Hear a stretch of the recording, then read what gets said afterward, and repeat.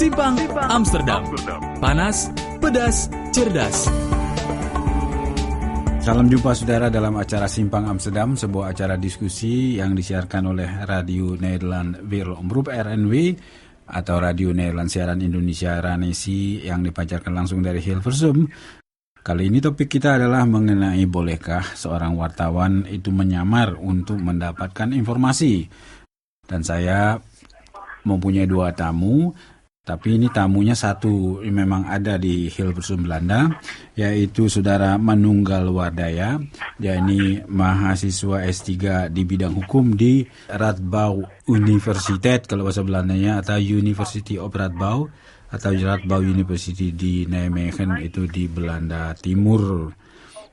Jadi dia juga adalah dosen yang banyak tahu tentang masalah pers. Nah, tamu yang kedua bukan tamu beneran maksudnya yang ada di Hilversum, tapi tamu di udara, tamu lewat udara, yaitu Galuh Pangestu yang sekarang kami hubungi langsung ke Bradford University di UK atau Inggris Raya. Kepada keduanya saya sampaikan selamat datang. Ya, makasih Pak Bari. Terima kasih. Halo semuanya. Halo. Kita pertanyaan secara umum dulu, secara prinsip ya. Ini agak hitam putih jawaban yang saya harap ya. Ya betul ya. Tapi nanti ada nuansanya ya. Bung Manunggal Wardaya, Anda apakah setuju dengan seorang wartawan menyamar untuk mencari informasi? Pada dasarnya sebetulnya kalau kita melihat di dalam kode etik jurnalistiknya, itu di sana diamanatkan atau diisyaratkan bahwa wartawan itu dia menggunakan cara-cara yang etis dalam mencari berita. Nah, di situ kalau kita melihat di dalam kode etik jurnalistik wartawan Indonesia, dikatakan di sana antara lain bahwa harus menunjukkan identitas. Jadi kalau begitu Anda tidak setujulah kalau menyamar begitulah. Tidak begitu. Kalau bicara hitam putihnya ya. Karena di dalam kode etik itu juga disebutkan dalam keadaan tertentu dapat dibenarkan cara-cara tertentu untuk jadi ada semacam pengecualian. Ada perkecualian juga. Ya. Tapi kalau bicara sebelum kita bicara soal keperkecualian dulu, saya juga ingin satu kalimat atau dua kalimat pendapatnya Galuh, Pak Galuh Pangestu. Anda setuju itu? Tentunya saya setuju, tapi itu tadi kembali ke masalah etis. Saya setuju jika itu ethical, terus kedua untuk public interest, bukan untuk media interest. Cuma mungkin masalahnya memang di sini ada ambigu ya antara public interest dengan media interest. Siapa yang men-shape interest itu gitu? Iya. Ya. Jadi banyak cuman-cumannya ya, banyak tapinya begitu. Oke, nanti kita akan berbicara tentang ini akan lebih panjang lebar. Tapi seperti biasa dalam acara Simpang Amsterdam, sebelumnya kita dengarkan kolom Yanti Mualim tentang hak kita. Setiap orang berhak melindungi haknya, bukan? Pasti Anda setuju. Orang akan memperjuangkan atau melindungi haknya bila dia sadar haknya dilanggar. Tampaknya dewasa ini banyak hal membuat orang jadi bingung. Misalnya ketika terbongkar skandal pelecehan seksual di sebuah penitipan anak di Amsterdam. Media massa di Belanda ketika itu mempublikasikan foto si pelakunya, Robert M.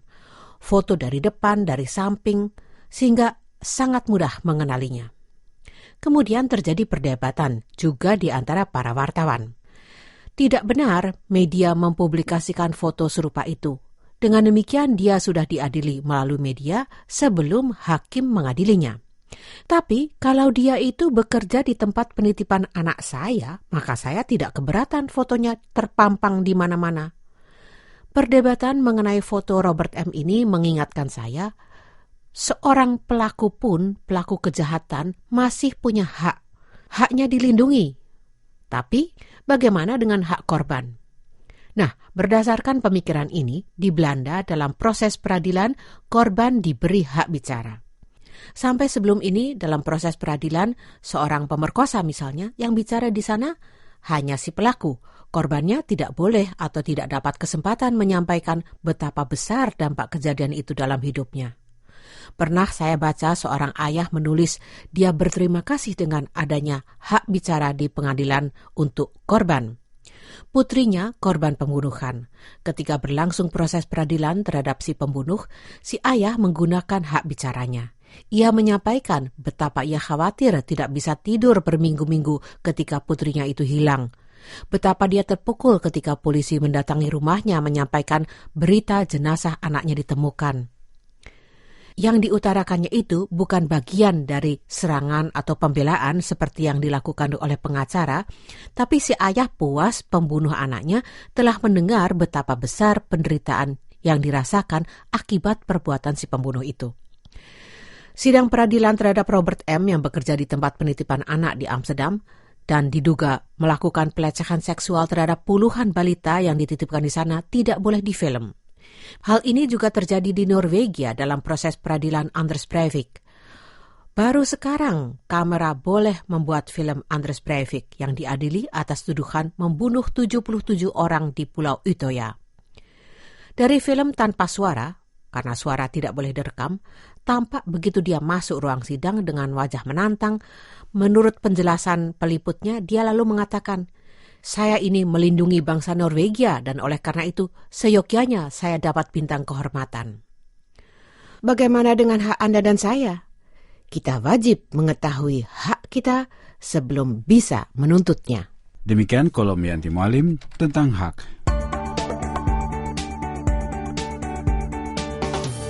Baiklah saudara, demikianlah kolom. Sekarang tiba saatnya kita untuk berdiskusi. Boleh saja marah-marah tapi dari jauh. Tapi yang penting kita kontennya, isinya begitu ya. Jadi kembali kepada masalah menyamar. Wartawan menyamar karena mencari informasi. Itu biasanya kan ada alasannya ya. Mungkin karena mendapat informasi itu tidak gampang. Gitu. Sebagai suatu contoh yang memang di Eropa sini banyak contohnya, mungkin Galuh juga tahu. Yang seperti Jerman dulu ada namanya wartawan yang namanya Guntur Wallraff. Dia itu ingin menyelidiki bagaimana orang-orang Turki, ya, buruh-buruh dari Turki itu, dia mendapat berita bahwa mereka itu diperlakukan tidak baik. Jadi dia menyamar berapa tahun sebagai buruh Turki. Dia karena ingin membongkar hal-hal yang tidak benar yang terjadi, perlakuan majikannya terhadap itu. Sehingga dia menulis sebuah buku hasil penyelidikannya itu. Nah, kalau contoh seperti itu, saya mau ke ke Galuh dulu. Bagaimana menurut Anda? Kalau menurut saya setuju banget ya. Namanya juga investigasi itu kan proses pencarian ya, proses pencarian pasana.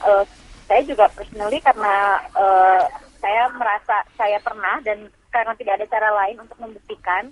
Ya karena saya kerja di TV kan, berarti kamera tersembunyi ya, bukan masalah identitas aja gitu.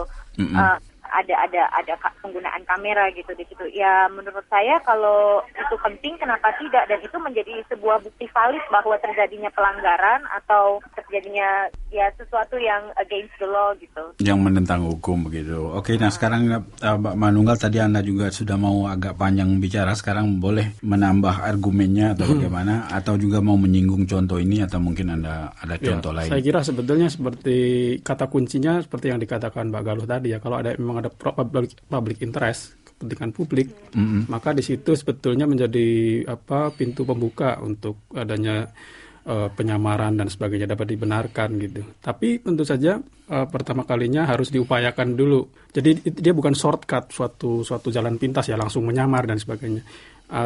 Secara etis harus diusahakan dulu secara normal. Jalur normal dulu. Ya, walaupun kalau kita mau a priori pasti susah ya. Mungkin pasti mendapatkan penolakan gitu, terutama misalnya orang-orang bekas, katakanlah kayak yang di kasus yang sekarang itu mengangkat adalah penjahat perang gitu ya, orang yang terlibat dalam. Oh ya, itu ada penjahat perang orang asal Belanda, Breuer namanya, yang sekarang tinggal di Jerman karena dia dulu memang menjadi tentara Jerman lah kata begitu, dan banyak membunuh orang Belanda sendiri. Akan tetapi itu harus ditempuh lebih dahulu sebetulnya, tidak bisa kemudian shortcut begitu. Ya, Galuh kalau mau nimbrung silakan langsung loh, boleh saja ya. Iya, mungkin kalau masalah tahapan proses atau prosedural itu teknikal banget ya Mas. Misalkan gini, kita karena itu kan situasional, misalkan nggak terjadi setiap saat atau kesempatan itu tidak terjadi setiap saat. Kita kalau menurut saya bisa melakukan kapanpun sama dalam istilah kata itu untuk public interest atau diperlukan sekali. Tapi sebelum itu sebelum itu dipublikasikan, kita bisa datang ke mereka untuk mempertanyakan bukti-bukti yang kita punya dan memberi kesempatan kepada mereka untuk menjawab atau memberikan kebenaran yang ada gitu. Tapi biasanya sih semuanya tidak pernah ngaku dan tidak pernah memberikan dan nggak pernah mau. Jadi ya kita terpaksa mempublikasikan itu. Seperti contoh misalkan kasus kebakaran depo Pertamina. Itu kan mereka karena mereka sudah punya budget banyak sekali untuk go internasional ya, sistem pengelolaan bunker minyak itu gitu. Tapi terjadi kebakaran dan segala macam dan itu dekat dengan tempat pemukiman. Ya terpaksa karena waktu itu kita ada option untuk bisa masuk, shield identitas apa segala macam, ya kita masuk, kita bahkan bisa melihat segala sesuatunya, kita punya fakta banyak banget. Kemudian setelah itu kita tanya gitu kan, Pak kita temukan gini atau itu masih denying apa segala macam, ya masih ditolak, masih dibantah gitu boleh, ya. Gitu kan, jadi ya sudah gitu. Ya sudah akhirnya menyamar juga ya. Jadi bagaimana itu Bung Manunggal kalau? Ya memang kalau dikembalikan pada teknis lapangan memang seperti tadi dikatakan Mbak Galuh ya, kadang-kadang kita memang melihat opportunity-nya juga tidak begitu wide untuk melakukan untuk normal situation ya. Memang bisa dibenarkan. Memang sebenarnya kata kuncinya sederhana saja, apakah ada public interest nggak di sini yang mendesak untuk kita melakukan itu. Sebab kalau enggak kita bisa kehilangan momen barangkali ya Mbak Galuh gitu.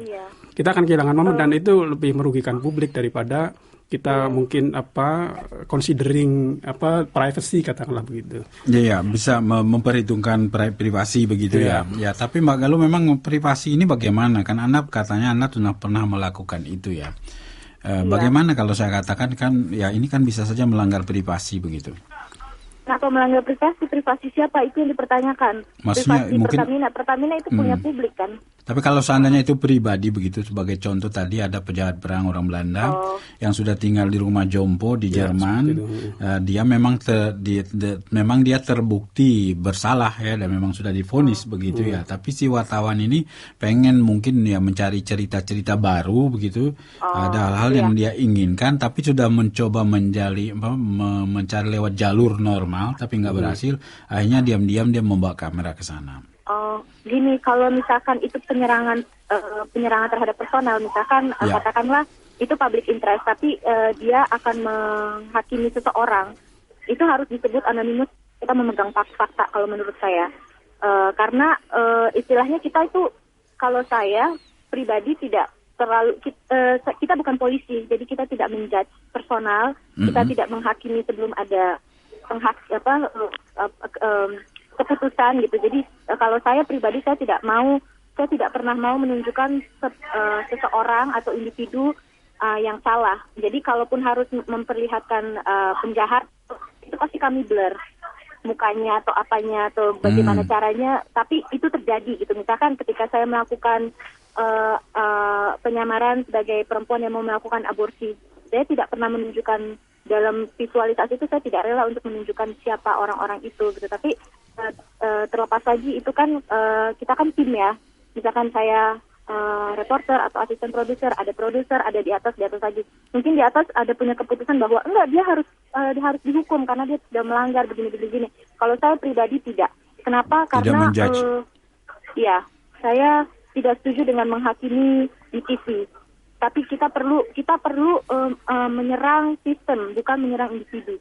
Ya, oke, ini sudah mulai sengit ini diskusi kita, tapi supaya jangan terlalu panasnya kita istirahat sejenak.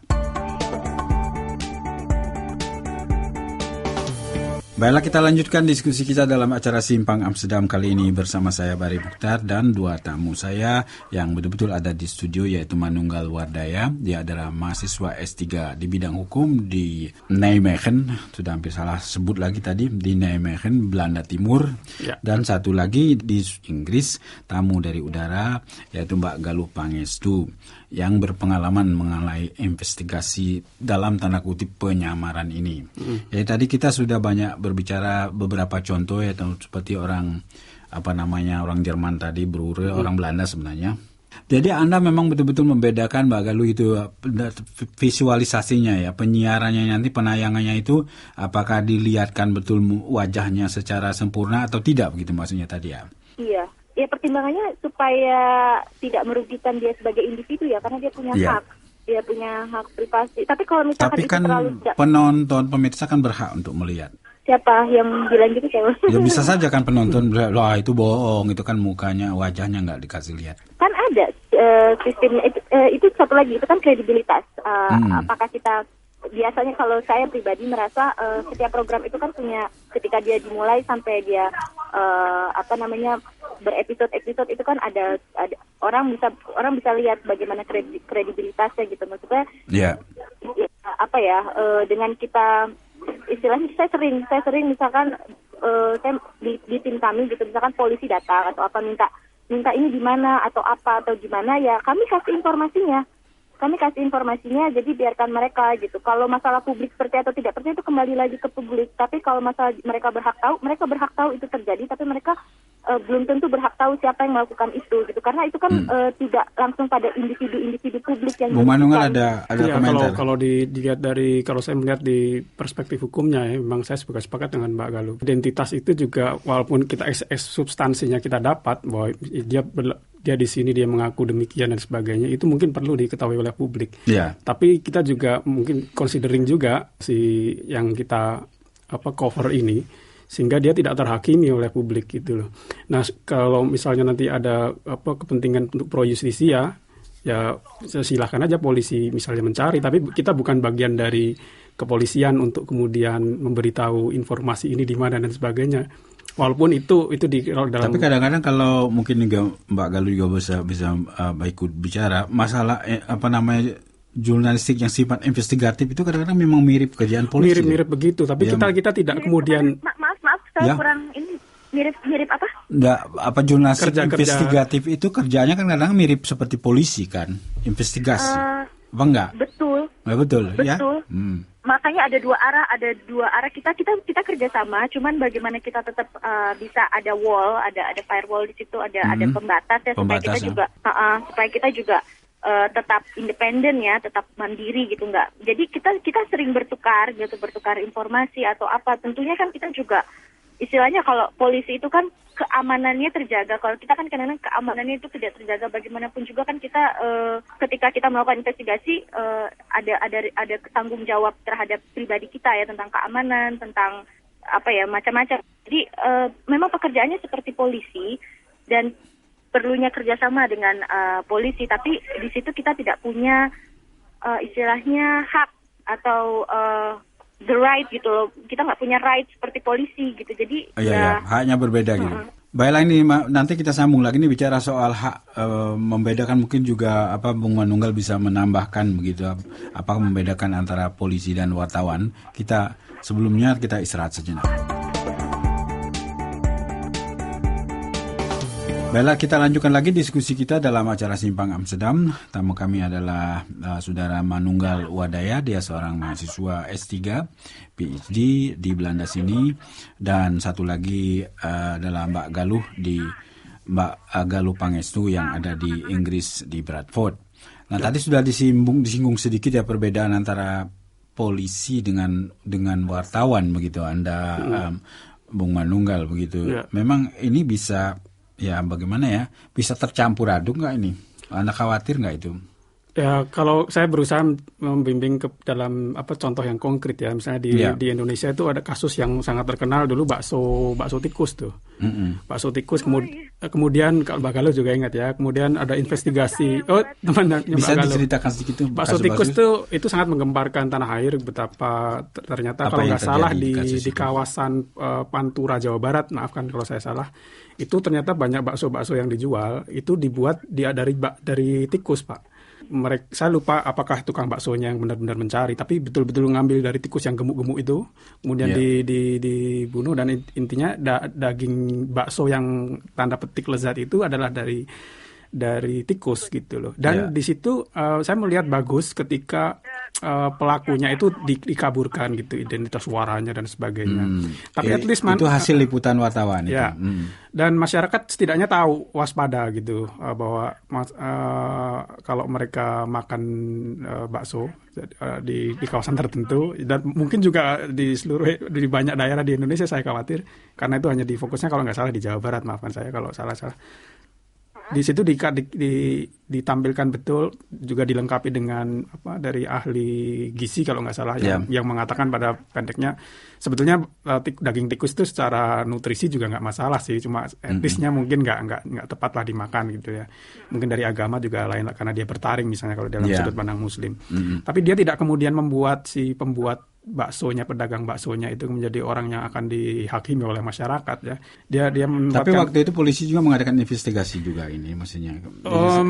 Saya kira tidak ya, karena mungkin tidak ada unsur pidananya di situ. Karena malah lebih kepada etis orang, siapa sih yang mau makan tikus saya kira kalau mungkin di dalam konteks Jawa, mungkin kalau di Sulawesi di mana saya lihat ada orang jualan daging tikus mungkin lain lagi. Ya Pak, tapi pertanyaan saya begini, tadi sudah disebut ya public interest ya. Tapi masalahnya kan mendefinisikan public interest itu kan bisa juga kontroversi begitu kan. Bisa saja orang menyebut ini public interest tapi mungkin tidak gitu, kepentingan pribadi ya begitu atau perusahaan tertentu atau siapa begitu. Bagaimana komentar Anda Mbak Galuh? Itu tadi dilemanya, saya sering menghadapi yang namanya menurut saya, itu sebenarnya kalau menurut saya kita kan manusia dikasih akal dan hati. Saya rasa semua juga tahu mana yang sebenarnya benar atau tidak, tapi kadang-kadang kan ada interest lain, yaitu interest media dan di mana Anda berdiri, apakah posisi apa Anda. Kadang-kadang kan ada yang bilang ini publik penting gitu, ini penting untuk publik, tapi kalau menurut saya itu tidak penting untuk publik karena itu hanya sensasi gitu. Dan for example sebagai contoh begini, kita ambil contoh misalnya saya berimajinasi kejadian Apriani gitu misalkan, katakanlah waktu itu kita tidak tahu apakah dia itu dalam. Perlu ditambahkan dikit, dijelasin deh, Apriani itu yang menabrak pakai mobil Avanza itu ke publik sehingga yang korbannya sampai 9 atau 8 orang itu. Misalkan wartawan berusaha mencari tahu atau menggali apakah dia suka mabuk-mabukan atau apa. Mungkin ada yang bilang itu public interest, publik harus tahu gini segala macam. Saya pribadi akan bilang tidak penting. Kenapa? Satu, itu akan dalam kepolisian gitu kan. Nanti untuk dicek apakah dia benar-benar dalam pengaruh obat-obatan atau tidak. Dan seorang kalau menurut saya sebagai media seharusnya lebih peka terhadap yang terjadi, yaitu di Indonesia itu belum aware, belum perhatian betul atas yang namanya minum sambil nyetir, karena kita mungkin kebiasaan orang nggak minum gitu ya. Tapi yang ada kan orang menyerang pribadi gitu kan, misalkan menyerang Afran gini, emang dia salah, emang dia ini, dan orang kan banyak tuh di media-media kayak mungkin versi investigasi ya, misalkan cari foto-fotonya mabuk-mabukan apa ini, kayak menjawab pertanyaan bahwa dan memenuhi kepentingan publik bahwa untuk tahu bahwa dia tuh melakukan dalam pengaruh obat-obatan misalkan kayak gitu. Jadi yang kayak gitu yang sangat dilematis, yang tadi dibilang etis itu kan etis menurut siapa dan versi apa apakah.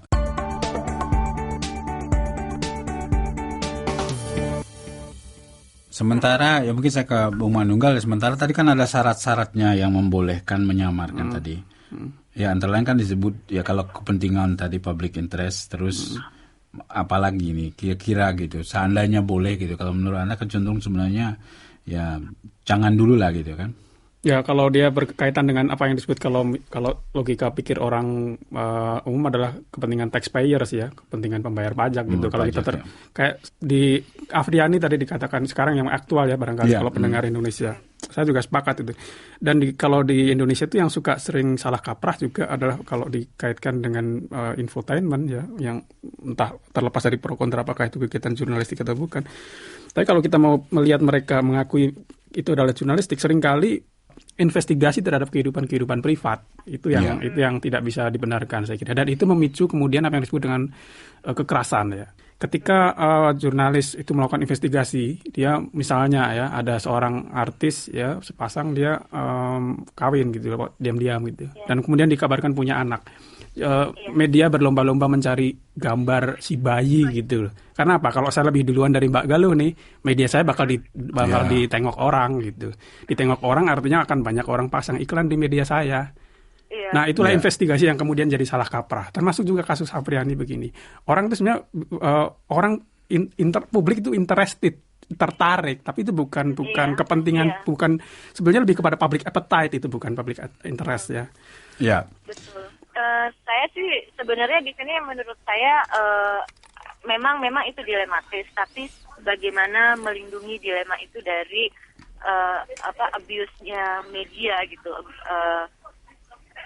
terhadap dilematis ini gitu, karena ini cukup dilema yang pro dan kontra, tapi kalau maksudnya cukup perdebatan lama gitu, perdebatan yang sangat lama yang tidak ada jawaban yang pasti, tapi sangat juga memang ketika lagi-lagi tadi yang disebut Mas Manunggal kembali ke appetite gitu misalkan, atau hanya memberikan apa yang masyarakat mau, bukan apa yang masyarakat butuhkan gitu.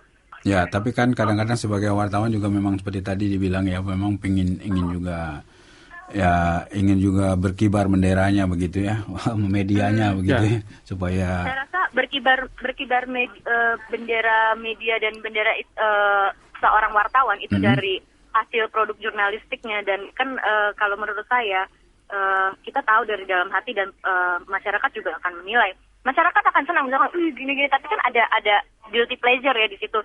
Mereka tahu itu salah gitu, dan itu sebenarnya nggak diperlukan gitu. Mereka akan lebih memberikan apresiasi dan penghormatan terhadap mereka yang melakukan kerja-kerja dilematis ini dengan benar-benar ground-nya itu kuat gitu.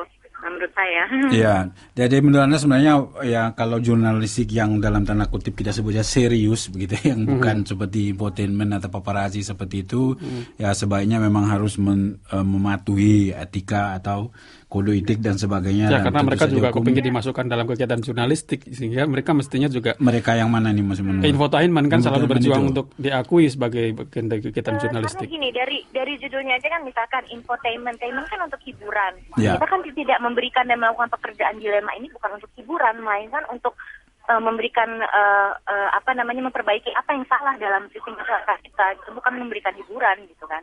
Ya, makanya saya bilang ya kita ini sebenarnya terutama kita bicara soal media dalam saya menyebut istilah gampangnya saja media serius begitu ya. Okay. Yang katakanlah ya seperti media-media yang kita kenal entah televisi dan sebagainya begitu. Kalau memang infotainment apalagi paparazzi apa itu yang tukang fotograf itu juga mungkin juga mereka itu sudah melewati batas-batas tertentu juga ya. Tapi pada prinsipnya sebenarnya menurut Anda Galuh sebenarnya boleh saja itu investigatif jika perlu menyamar asal ada rambu-rambunya begitu. Iya, betul. Kayaknya saya kira ini Bung Manunggal ya tentu sependapat saja seperti. Ya mungkin yang harus ditambahkan juga harus dibebaskan. Kita harus membebaskan diri dari keberpihakan juga. Kadang-kadang ada juga wartawan memang itulah mengapa jurnalis itu dan media haruslah independen, harus terutama ketergantungan politik dari pihak manapun. Tapi saya punya pertanyaan, apakah ada media atau media ya, saya tidak bilang reporter atau apakah ada media yang tidak ada interest atau tidak ada. Kita melihat ya kalau di dalam fenomena di tanah air ada media yang terutama dikapitalisasi media ya dimiliki oleh kekuatan politik tertentu. Nah itu investigasi mengarah kepada misalnya parpol lain gitu yang di luar media itu yang that's the difficulty ya. Saya juga bertanya-tanya itu. Ya, jadi sebenarnya kerja wartawan tuh bukan cuma melobi di luar, tapi melobi juga di dalam. Nah itu mesti merdeka dari luar eksternal juga dari internalnya. Dia harus juga berusaha independen juga di internalnya. Itu lebih sukar independen dari di dalamnya itu. Supaya jangan ada turun tangan bosnya begitu ya. Saya kira itu topik yang menarik juga untuk nanti kita diskusikan lagi bagaimana sampai di mana independensi seorang wartawan di Indonesia terutama yang kadang-kadang memang sekarang ini dengan zaman reformasi yang bebas ini memang tidak ada lagi sensor-sensor seperti zaman Orde Baru, tapi ternyata juga pemilik media itu yang semakin berkuasa begitu kayaknya ya. Oke. Kalau begitu saya ucapkan terima kasih banyak kepada Mbak Galuh yang telah bersedia bersama kami dalam siaran ini, dan juga kepada Bung Manunggal Wadaya saya ucapkan juga terima kasih yang banyak dalam acara Simpang Amsterdam kali ini. Terima kasih Pak Bari. Atas nama semua tamu saya Bari Mutar, mohon diri.